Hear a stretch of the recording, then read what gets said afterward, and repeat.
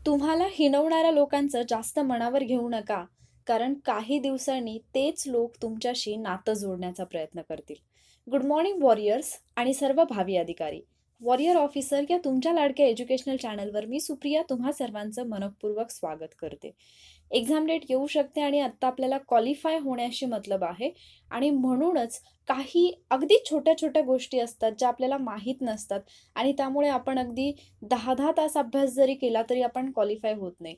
एक 5 गोष्टी आहेत ज्या मी तुम्हाला सांगणार आहे. तुम्हाला या सिरियसली ऐकायच्या आहेत आणि या व्यवस्थितपणे समजून घ्यायच्यात आणि मग त्या फॉलो करायच्यात. याचा तुम्ही पास होण्यासाठी 100% फायदा होणार आहे. कारण या गोष्टी फॉलो करून अधिकारी लोक झालेले आहेत आणि म्हणूनच हे 5 नियम जे मी तुम्हाला सांगणार आहे, तुमच्या लक्षात येईल जेव्हा मी सांगेन त्यावेळेलाच तुमच्या लक्षात येईल की खरंच हे अशा पद्धतीने वर्क करतात. सो या 5 गोष्टी फॉलो करण्याचा तुम्ही 100% प्रयत्न करा.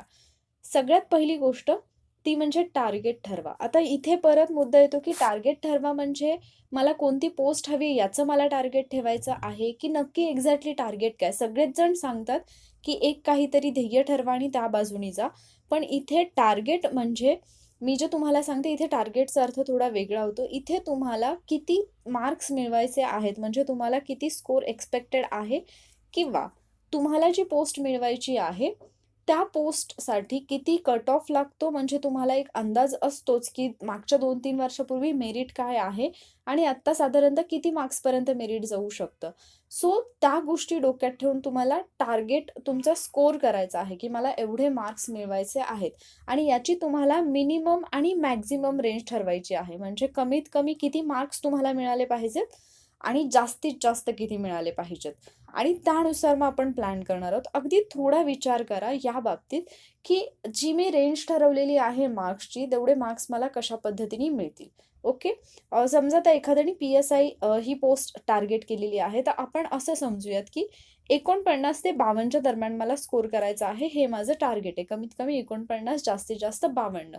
तुम्ही म्हणाल, की पी-एस-आयचं मेरिट तर 44-45च्या आसपास लागतं. हो, पण आपण नेहमी ज्यावेळेला सेफमध्ये खेळतो, म्हणजे तुमचा स्कोर जर कट ऑफपेक्षा 4 ते 5 मार्क्स जास्त असेल, तुम्हाला एक कल्पना आली, की मला 50 मार्क्स पडलेले आहेत, तर अर्थात तुम्ही लवकर मेन्सच्या तयारीला लागता. अदरवाईज जर तुम्ही अगदी काठावरचे मार्क्स असतील तुमचे 44-45 आणि टार्गेटच जर 44-45चं असेल, तर तिथपर्यंत पोहोचणं थोडं अवघड होतं. आणि तिथून पण पुढे जर आपण काठावरती असेल, तर आपण पुढे तेवढ्या फोकसनी मेन्सचा अभ्यास करू शकत नाही. त्यामुळे समजा आपण एक एक्झाम्पल घेऊयात, की 49 ते 52 असं तुमचं टार्गेट आहे. तर तुम्हाला सगळ्यात पहिली गोष्ट काय करायची आहे, एक पेपर घ्यायचा आहे. त्या पेपरवरती तुम्ही आणि हा पेपर तुम्ही अभ्यास करताना कायमस्वरूपी तुमच्यासोबत राहिला पाहिजे. सो तुम्ही ज्या ठिकाणी बसून मॅक्सिमम टाईम अभ्यास करता, त्या ठिकाणी हे तुम्हाला पेस्ट करून ठेवायचं किंवा हे लिहून ठेवायचं. इथे तुम्हाला सब्जेक्ट मेन्शन करायचे आहेत. तुम्हाला मिनिमम या सब्जेक्टमध्ये किती मार्क्स मिळू शकतात कमीत कमी आणि मॅक्सिमम किती मार्क्स मिळू शकतात, हे तुम्हाला लिहून ठेवायचं आहे. तर इथे प्रत्येकाचा स्ट्राँग सब्जेक्ट वेगळा असेल, वीक सब्जेक्ट वेगळा असेल. म्हणजे एखाद्या विषयामध्ये मला कमी मार्क्स मिळतात हे मला माहिती आहे आणि एखाद्या विषयामध्ये मी आउट ऑफ मार्क्स घेऊ शकते हे सुद्धा मला माहिती आहे. तर तुमचे स्ट्राँग आणि वीक सब्जेक्ट कोणते आहेत हे तुम्हाला स्वतःला ठरवायचं आहे. ठीक आहे. मग आता समजा आपण एक एक्झाम्पल म्हणून पाहूयात, की समजा मला हिस्ट्री आणि सायन्स हे 2 सब्जेक्ट टफ जातात. बाकीचे सब्जेक्ट जे आहेत ते मला ईझी जातात. ओके. तर हिस्ट्री आणि सायन्समध्ये मी मिनिमम मार्क्स 5च धरले आणि 4 धरले. ठीक आहे. पण मॅक्सिमम त्याच्यापेक्षा एखादा तरी जास्त पडूच शकतो. सो मॅक्सिमम 6 आणि 5 असे आपण अझ्युम करायचे आहेत. जस्ट मी सांगणार आहे याचं तुम्हाला पुढे एक्झॅक्टली काय करायचं आहे. इकॉनॉमिक्समध्ये समजा माझं इकॉनॉमिक्स स्ट्राँग आहे, तर मिनिमम 10 मॅक्सिमम 12 म्हणजे 10 ते 12 स्कोर माझा येऊ शकतो. पॉलिटीमध्ये 10 क्वेशन्स येतात, सो 8 ते 10 मी नक्कीच घेऊ शकतो. म्हणजे पॉलिटीचे क्वेशन्स बऱ्याचदा आपल्याला आउट ऑफ मार्क्स मिळवून देतात. करंट अफेअर्समध्ये समजा 8 ते 9 मे बी माझं करंट अफेअर्स तेवढं स्ट्राँग नाहीये जेवढं असायला पाहिजे. तर ठीक आहे, कारण बऱ्याचदा आपल्याला म्हणजे प्रेडिक्ट नाही करता येत की काय क्वेश्चन येतील. जिओग्राफीमध्ये तर ऑलमोस्ट बऱ्यापैकी विद्यार्थी 15 पैकी 15 मार्क्स घेतात. तरी पण आपण समजा 11 ते 12 एवढा स्कोर गृहीत धरूयात. आणि मॅथ्स रिझनिंग पण समजा मला टाईमचा इश्यू आहे, सो 5 ते 6 मार्क्स मी मॅथ्स रिझनिंगमध्ये घेईन. हा मुद्दा झाला. तर हे तुम्ही ज्यावेळेला ठरवता, की मला कमीत कमी एवढे मिळवायचे आहेत आणि जास्तीत जास्त एवढे मिळवायचे आहेत. तुमचे कमीत कमी मार्क्स होतात 51 आणि जास्तीत जास्त मार्क्स होतात 60. सो जर तुम्ही हे जर टार्गेट ठेवलं, मी तुम्हाला एक्झाम्पल देते PSI टार्गेट करणाऱ्या विद्यार्थ्याचं. ओके. सो हा रेशो जो आहे तो STIसाठी वेगळा असेल, ASOसाठी वेगळा असेल. कारण अर्थात ST आणि ASOचं मेरिट हे जास्त लागतं, कट ऑफ जास्त असतो. सो तुमचा मिनिमम स्कोर 51 येऊ शकतो, मॅक्सिमम स्कोर 60 येऊ शकतो. याच्यामध्ये तरी आपण 2 विषय जे आहेत ते अतिशय आपले वीक आहेत असं समजूनच प्रिपरेशन करतो. ठीक आहे. आता याचं करायचं काय? हे ज्यावेळेला तुम्ही लिहून ठेवता, तुम्ही इथून पुढे जेव्हा अभ्यास करणार आहात, तर अर्थात एक्झाम जवळ आली आहे म्हणजे आता तुम्ही क्वेश्चन पेपर्सवरती भर द्यायला पाहिजे. तुम्ही जेव्हा पण टेस्ट सोडवाल, टेस्ट नंतर तुम्हाला चेक करायचं आहे, की तुम्ही या मिनिमम स्कोरच्या जवळ आलेला आहात, की मॅक्सिमम स्कोरमध्ये आहात. तुम्ही कुठे आहात, हे तुम्हाला चेक करायचं आणि जर समजा तुम्ही ठरवलेला मिनिमम स्कोर किंवा मॅक्सिमम स्कोर याच्यापासून तुम्ही खूप दूर असाल, म्हणजे एखाद्या सब्जेक्टमध्ये तुम्हाला ॲटलीस्ट 4 तरी घ्यायचे आहेत आणि ते पण तुम्हाला मिळत नसतील किंवा एखाद्या सब्जेक्टमध्ये तुम्हाला माहिती की हा माझा स्ट्राँग आहे आणि इथे मला 10 ते 12 मार्क्स मिळतात, पण एवढे मिळत नसतील, तर तुम्हाला त्याच्यावरती फोकस करायचा आहे आणि तेवढाच अभ्यास करायचा आहे. हे मी तुम्हाला आणखी डिटेलमध्ये समजावेन पुढच्या एखाद्या व्हिडिओमध्ये स्पेसिफिकली याच्यावरती घेऊन. पण आत्ता मला 5 नियम सांगायचे आहेत, सो आपण ते पटकन कव्हर करूयात.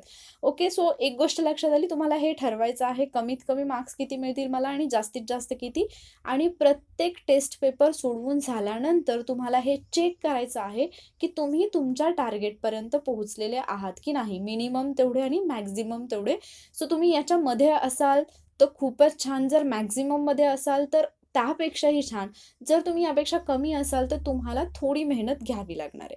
त्यानंतर दुसरा रूल येतो, जे आवश्यक आहे तेवढंच करा.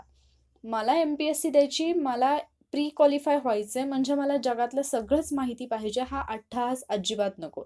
तुम्हाला जेवढं आवश्यक आहे प्रीसाठी फक्त आणि फक्त तेवढंच करा. अगदी एका विषयासाठी 10-10 पुस्तकं वाचत बसू नका. ठीक आहे. पुस्तकामध्ये वाचताना पण म्हणजे मला सगळंच्या सगळं पुस्तकच वाचून झालं पाहिजे. सगळे टॉपिक जे आहेत ते माझे परफेक्ट झाले पाहिजेत, असा हट्ट अजिबात करू नका. तुम्हाला फक्त आणि फक्त तेच टॉपिक करायचे आहेत ज्याच्यावरती क्वेश्चन्स विचारले जातात, म्हणजे इम्पॉर्टंट टॉपिक करायचे आहेत. आणि मग आता इथे परत एक मुद्दा येतो, तुम्ही ज्यावेळेला मागचे क्वेश्चन पेपर पाहता, समजा काही टॉपिक असे आहेत की त्या टॉपिकवरती आयोगाने वारंवार प्रश्न विचारलेत. ठीक आहे.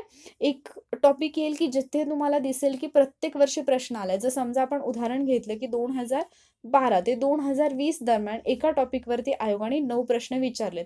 म्हणजे ऑलमोस्ट प्रत्येक वर्षी प्रश्न आलेला आहे. आणि एखादा असा टॉपिक आहे की ज्याच्यावरती 2012 ते 2020 या कालावधीमध्ये फक्त एकदाच प्रश्न विचारले किंवा दोनदाच प्रश्न विचारले. तर असे टॉपिक तुम्ही म्हणजे 1 ते 2च प्रश्न म्हणजे ऑलमोस्ट बऱ्याच वर्षी याच्यावरती प्रश्नच नाही आला. तर असे टॉपिक तुम्ही सरळ-सरळ स्किप करू शकता. जेवढं तुम्हाला आवश्यक आहे ना, तेवढंच वाचा. कारण प्री ही तुम्हाला फक्त क्वालिफाय व्हायची असते. इथे तुम्हाला रँकचा काही संबंध येत नाही, की मला एवढे चांगले मार्क्स मिळवायचे आहेत आणि मी फर्स्ट रँकनी येणार, सेकंड रँकनी येणार. ठीक आहे. सो जेवढं आवश्यक आहे, जेवढं वाचायची गरज आहे, तेवढंच वाचा. अति जास्त अभ्यास करण्याचा किंवा जास्त मला सगळंच माहिती पाहिजे हा अट्टाहास करू नका. तिसरी गोष्ट, स्वतःची प्रगती तपासा. म्हणजे काय, आता तुम्ही आज टेस्ट सोडवली, तुमचा स्कोर समजा मिनिमम स्कोरपेक्षा पण तुम्ही खूप मागे आहात. समजा मिनिमम 51 आहे, पण याच्यापेक्षा पण तुम्ही खूपच मागे आहात 40. तर पुढच्या आठवड्यामध्ये तुम्ही ॲटलीस्ट 40 वरून 42-43 42-43 पर्यंत तरी आलात का, हे तुम्ही चेक केलं पाहिजे. आणि हे जर तुम्हाला चेक करता येत नसेल, म्हणजे तुम्ही जस्ट फक्त आणि फक्त रीडिंग करताय किंवा फक्त पुस्तकं घेताय, त्या पुस्तकांवरती हायलाइट करून ठेवताय आणि पुस्तकं बाजूला ठेवून देताय, हे जर करत असाल तर तुम्ही अतिशय चुकीचं करत आहात. तुम्हाला समजलं पाहिजे की मी मागच्या वीकमध्ये माझी प्रगती काय होती आणि आज मी कुठे आहे. समजा मागच्या वीकमध्ये मला 40 मार्क्स मिळत होते, तर आज मी ॲटलीस्ट 42-43 पर्यंत तरी आलोय का? याचा विचार तुम्ही केला पाहिजे. आणि हे तुम्हाला तेव्हाच समजू शकतं जेव्हा तुम्ही टेस्ट सॉल्व्ह करता आणि चेक करता की मला किती आठवते जे मी वाचलेलं आहे ते. चौथी गोष्ट येते ती म्हणजे अनावश्यक भीती टाळा. बऱ्याच जणांना काही सब्जेक्ट असतात, जसं आता सायन्स आणि हिस्ट्री हार्ड वाटते असं मी पहिल्यांदा सांगितलं तुम्हाला, तर या सब्जेक्टची कदाचित भीती वाटत असेल. किंवा बऱ्याच जणांना मॅथ्स रिझनिंगची भीती वाटते, की मला गणितातलं जे प्रश्न असतात, मोठे-मोठे प्रश्न पाहिले कीच भीती वाटते. म्हणजे जेवढा मोठा प्रश्न, तो प्रश्न जस्ट पाहिला क्वेश्चन पेपरमध्ये तरी मला भीती वाटते. असं होऊ शकतं, राइट? तर ही भीती तुम्हाला मनातून काढून टाकायची आणि कंबाईनच्या बाबतीत तर जेवढे मोठे क्वेश्चन्स असतात ना, तेवढे ते सोपे असतात. त्याचे आन्सर अगदी पटकन निघणारे असतात. फक्त आपल्याला तो क्वेश्चन काळजीपूर्वक वाचायचा असतो. सो याच्यावरती मॅथ्स रिझनिंगचे मोठे क्वेश्चन्स जे असतात, त्याच्यावरती मी एखादा व्हिडिओ बनवेन, की हे क्वेश्चन जे असतात त्यांना कसं टॅकल करायचं.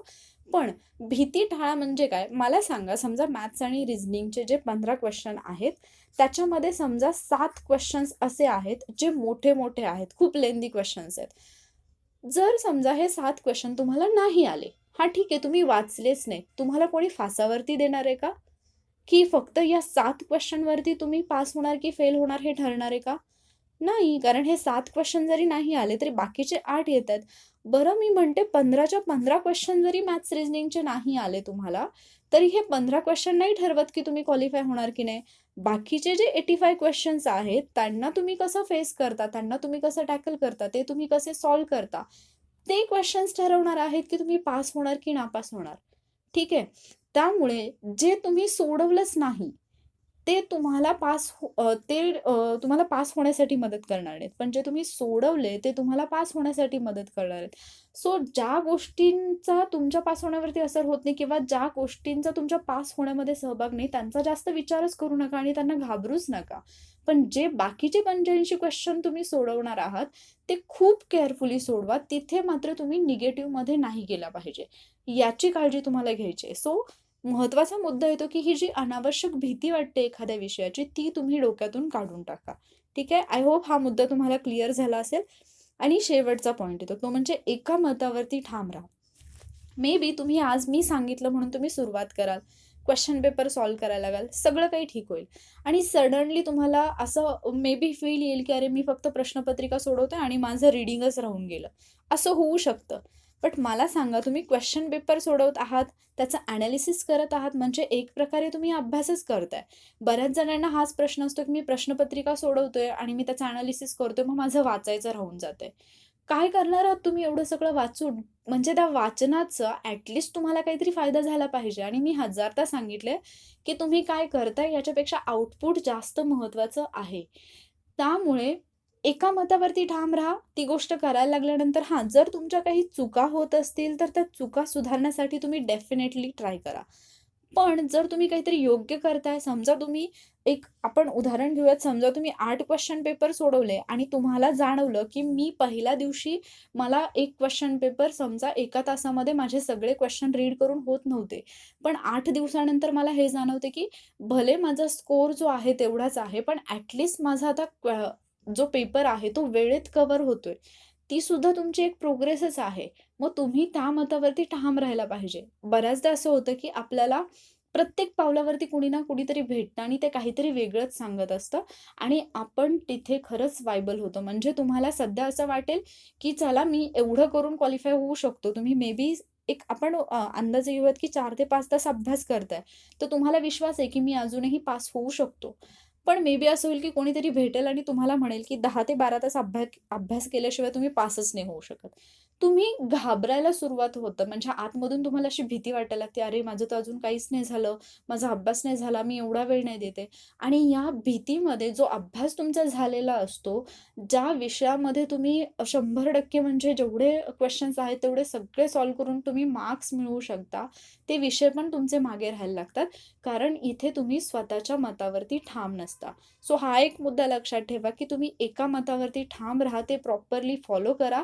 तुमचा प्लॅन बनवून तो व्यवस्थितपणे तुम्ही जर फॉलो केला, तर त्याचा तुम्हाला 100% फायदा होईल. ओके.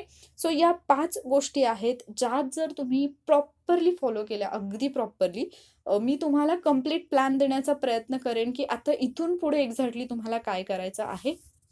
आणि तो प्लॅन फॉलो करून 100% तुमचा स्कोर म्हणजे मिनिमम 51 मॅक्झिमम 60 याचा तरी मी प्लॅन तुम्हाला 100% देईन. बाकी मग तुमचे जे टार्गेट असतील त्याच्यानुसार तुम्हाला तुमच्या सब्जेक्टमध्ये म्हणजे जसं मी हिस्ट्री, सायन्स टफ म्हटलं, तिथे कदाचित तुम्हाला दुसरा टफ वाटत असेल, तर तो सब्जेक्ट तुम्हाला ॲडजस्ट करून स्वतःचा प्लॅन बनवता आला पाहिजे. म्हणजे ॲटलीस्ट तुमचे टार्गेट तुम्हाला ठरवता आले पाहिजेत आणि त्यानुसार तुम्हाला सगळ्या गोष्टी फॉलो करायच्या आहेत. ट्रस्ट मी, तुम्ही हे जर प्रॉपरली फॉलो केलं तर तुम्ही 100% उरलेल्या दिवसांमध्ये तयारी करून सुद्धा क्वालिफाय होऊ शकता. पण शेवटी गोष्ट येते विश्वासाची. जर तुम्ही एका गोष्टीवरती विश्वास ठेवून नाही राहिलात, तर तुम्ही लाईफमध्ये काहीच नाही मिळवू शकत. कुठे ना कुठेतरी तुम्हाला विश्वास ठेवावा लागणार आहे. सो हे ट्राय करून पहा, हे नियम तुम्ही फॉलो करून पहा. तुमच्या डोक्यातली अनावश्यक भीती पण निघून जाईल आणि एक कॉन्फिडन्स येईल तुम्हाला, की हा माझा अभ्यास झालाय आणि आता मी एक्झामला सामोरं जाऊ शकतो. ठीक आहे. सो आय होप आजच्या व्हिडिओमधून तुम्हाला काही ना काहीतरी तुमच्या अभ्यासासाठी आणि क्वालिफाय होण्यासाठी महत्त्वाची अशी माहिती मिळाली असेल.